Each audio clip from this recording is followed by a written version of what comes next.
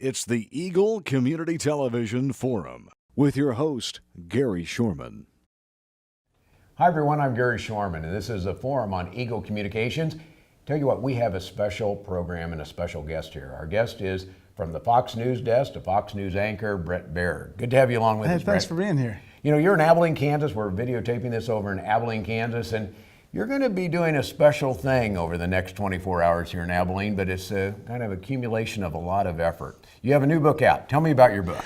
3 days in January, Dwight Eisenhower's Final Mission, and it essentially looks at his farewell address delivered January 17th, 1961, 3 days before President Kennedy's inaugural, and the messaging that Eisenhower uses in that speech, not only as a warning to his successor, but also a blueprint for his vision after being general and president for the country. And so we use that soda straw of those 3 days to jump back and look at Eisenhower's life. And what has been amazing to me is discovering how many people thought they knew about Eisenhower, but didn't, and how they're kind of rediscovering this president and general who is obviously at this library and this museum respected and revered. One of the things I noticed in having a chance to read the book, because it does talk about Eisenhower and his history, it really is almost a leadership book because of what happened back then. What drew you into that part of his story? I think there's a lot that we can learn from our past, period. Mm-hmm. And I think that if you look back at Eisenhower and his leadership style, Fred Goldstein, the political scientist, called it the hidden hand. You know, he was a bridge player and he kept his cards close to his vest, but he let other people succeed. He empowered people to do well. I wrote an op-ed just recently off of the book that was in Forbes this past week, and it said the 7 business leadership lessons from Eisenhower, and kind of went through all the different aspects of his leadership qualities. I think he was a humble leader. As general, had to deal with those big egos like Bradley and Patton and MacArthur, the Allies, Montgomery and de Gaulle, and then he took that leadership quality and then used it as president to get a lot of things across the finish line, more than I think people remember. The other interesting part of how you got interested in Eisenhower, those of us that grew up in this area, Eisenhower was just part of our lifestyle. We heard about it, we knew Abilene was here, we knew the museum, we had a chance to tour it when we were kids in school. Mm-hmm. You kind of learned about it on a golf course. That's kind of interesting because you liked to golf and ended up, and Eisenhower was a golfer as well. Yeah. You ended up in one of his cabins at Augusta. I did. That's I played golf in college, so I grew up playing golf, and I got that holy grail of golf invites to Augusta National where they play the Masters. And I got there and they told me, you're staying in the Eisenhower cabin. And I was coming out of my shoes and couldn't sleep, and poured myself a glass of wine and walked around that place and saw the memorabilia, saw the paintings that he painted, saw the books and the statues, and thought, you know, I cover politics and yet I don't know a ton about President Eisenhower. I know about General Eisenhower. And so I vowed after that round to come out here to Abilene and talk to the folks and figure out if there was a way to reintroduce Eisenhower to our generation and younger, who many of them, it seems, you know, history started with Kennedy. Now you in under the bright lights, Fox News, a lot of things going on in today's world, and we're going to touch on that in a little bit. Eisenhower kind of started that. Being on television, he was really one of the first presidents that had a chance to be on TV. Which is another reason I chose him. He is the first television president. Hard to believe that, but before Eisenhower, no president was put on the record. The reporters could go to a news conference, but they could not quote the president directly. Those are the rules. Eisenhower comes in and says, no, that doesn't work. You have to be able to quote me directly, and you can record the news conferences on radio or TV, and then he has the first live television news conference where the Fourth Estate asks the American president questions. It's the first time America saw that. So in that sense, I mean, I really valued that as one of the reasons that I chose him. How long did it take for you to be able to really get all the information in the book? Because you really start with childhood and move your way through Eisenhower through the presidency. How long So was it was roughly 3.5 years from that first meeting to the delivery of the book. And Catherine Whitney worked alongside her. She spent a lot of time here. Sidney Soderberg, former mayor of Salina, who was a researcher we use and fantastic. And she got these gems and that we found things that were not tapped, oral histories that had not been explored about this particular time. And basically, it was a lot of writing back and forth and putting it together while I was covering the campaign. And it made for a lot of late nights, but it was a labor of love because I think what we produced is something really to be proud of. What surprises did you see when you there's thousands of documents, recordings, where there's some things you look at, wow, that's cool. One thing was the stories told in the voices of the people who were working with Eisenhower. Amazing, that gave you like this context of the person. But I think the biggest thing is how much was accomplished during those 8 years. And a booming economy, the first civil rights legislation since Reconstruction, the National Highway Act and the interstate system, getting out of the Korean War, not a single combat troop dying in combat operations after Korea ends till the end of his presidency, and the bipartisanship that he really worked on and established these relationships with Democratic leaders in the House and the Senate, Sam Rayburn and Lyndon Baines Johnson. Well, when you see that happen, the real key and the real climax of the book is when you talk about the transition period. Having recently gone through a transition period in the recent presidency, that was unique the way he went into that and dealing with that transition from his presidency to that of John F. Kennedy. Well, so that transition between Truman and Eisenhower is the reason that the transition is smooth going forward, because Eisenhower makes a decision, as he says, to not have what he had when he took over from Truman, which was a very icy, chilly relationship, to the point where it was so bad on Inauguration Day, the Eisenhowers stay in the car. They don't go into the White House for coffee. And the Trumans stayed in the White House. And there was a standoff in the North Portico. And finally they come out, and the ride from the White House to the Capitol for Eisenhower's inauguration is silent, according to both the Truman Library and this library. And you think about that, and then you transition to how he tried to make it smooth for President-elect Kennedy. Did that transpire and did that continue on through other presidential changes? Because in the most recent one, that could be pretty divisive. I mean, it was a divisive campaign through the whole thing, and yet there was a decent and a smooth transition in this trend. There was, and President Obama was committed, and he said he was, and by everything that we reported, it was logistically very well done. And he had, President Obama, when he took over in 2009, had the luxury of coming after a setup by George W. Bush that was very detailed in the transition. He took that and committed to whoever was going to win that he was going to do that. And arguably, President Obama and President-elect Trump talked a lot more than we even know from our reporting, that there was a lot of right seat, left seat happening behind the scenes. We're going to take a quick break. I want to come back and talk just a little bit about the museum, some of the nuggets people might find that are watching that get a chance to come over here and look at this museum. Also want to talk about today's news. There's some excitement going on and how you're covering that as well. Sure. Bret Baier is a Fox News anchor. We'll be back with him after this. Hayes Med is your first and best choice for healthcare. They're the only facility providing tertiary level services in this region. With more than 70 physicians and 26 specialties ranging from heart, orthopedic, spine care, cancer, obstetrics and gynecology, wound care, rehabilitation and surgery, including the Da Vinci robotic surgery, Hayes Med is your comprehensive health provider for people throughout Western Kansas. Hayes Med, helping people be healthy.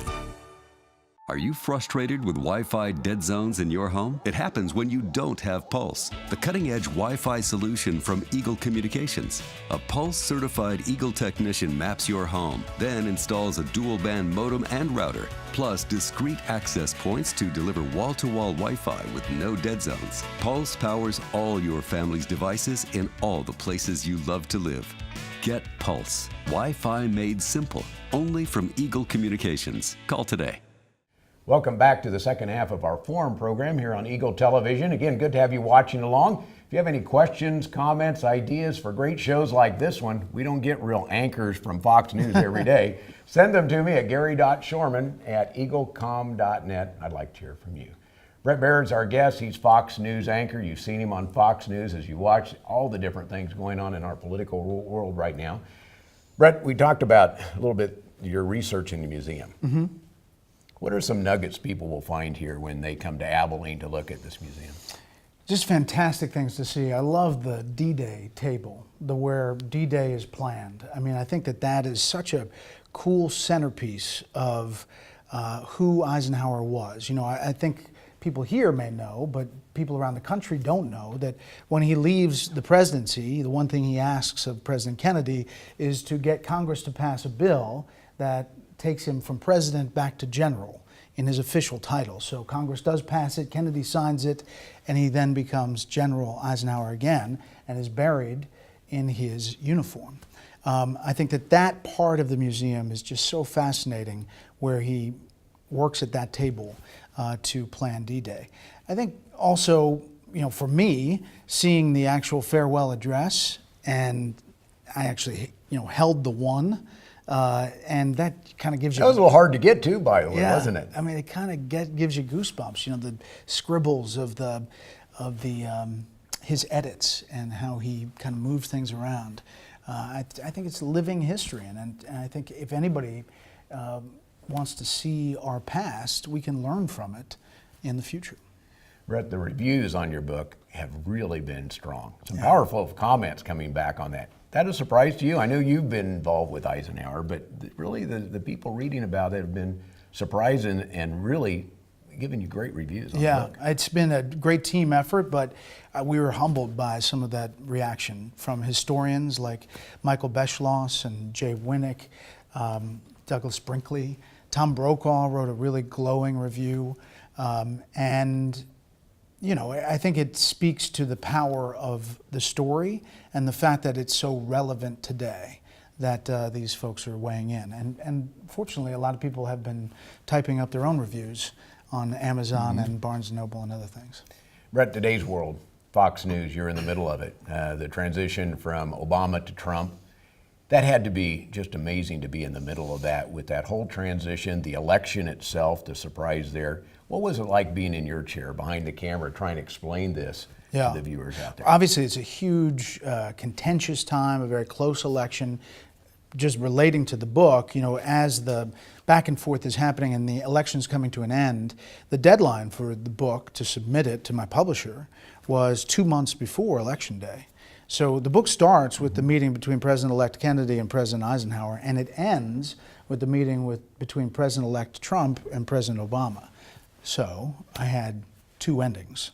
I spent a lot of time focused on the Hillary Clinton, Ike lessons ending, because it was 2 months before and the Access Hollywood tape had just come out and people were saying, is he still going to be the nominee? As time progressed, and that night, as I had announced that he won Pennsylvania and would become the 45th President of the United States, at one moment in that night, after the big shock, I remember thinking, you know, that Trump chapter really works.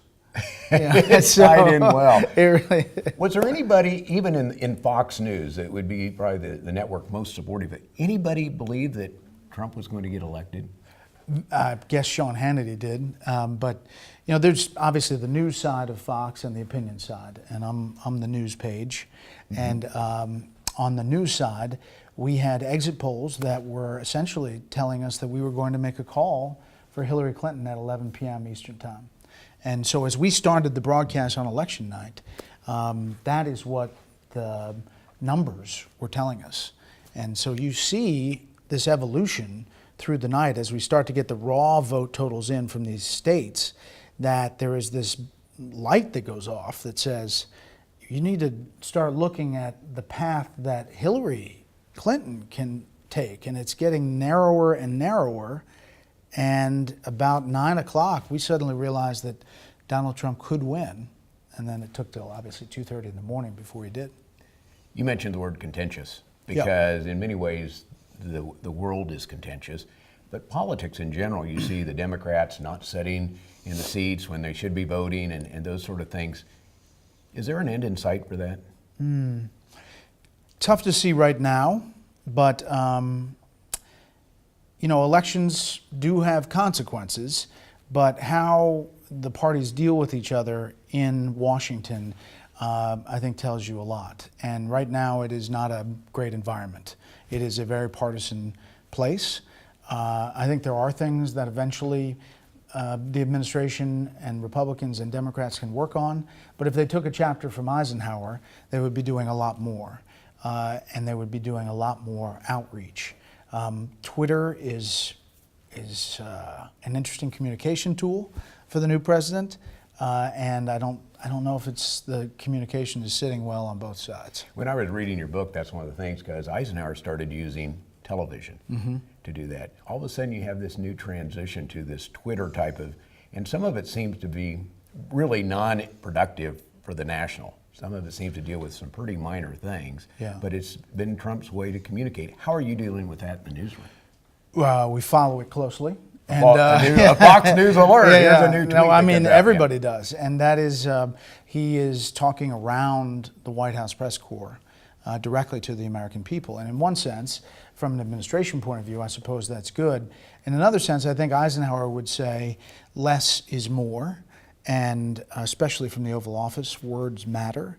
So you lose a little nuance, a lot of nuance, in 140 characters or less on Twitter. And I think we'll see how it develops and if they can turn it around to make a big legislative wins for the administration, and that will change the dynamic. It will give him breathing room if actually there are some W's on the board getting things across the finish line.